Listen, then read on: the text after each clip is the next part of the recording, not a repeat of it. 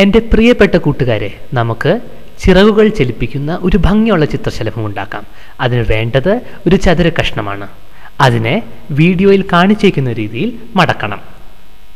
അതിനുശേഷം അറ്റത്ത് നിന്ന് ഏതാണ്ട് 1 സെൻറ്റിമീറ്റർ ദൂരത്ത് ഒരു പോയിന്റ് അടയാളപ്പെടുത്തി 2 ത്രികോണങ്ങൾ ഈ രീതിയിൽ വരയ്ക്കണം.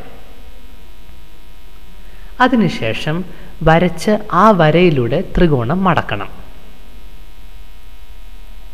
ഇനി അതിൻ്റെ വാൽ പുറത്തെടുത്ത് പകുതിയായി മടക്കി നമുക്ക് ചിറകുകൾ ഉണ്ടാക്കാം. അതിനായി ആദ്യം ചിറകു വരച്ച് നമുക്ക് വരച്ച് ആ വരയിലൂടെ ചിറകുകൾ മുറിച്ച് ഉണ്ടാക്കാം. അതിനുശേഷം അടുത്തതായിട്ട് ചിത്രശലഭത്തിൻ്റെ ആൻറ്റിന. അതിന് ആൻറ്റിന ആദ്യം വരച്ച് മുറിച്ചു മാറ്റാം.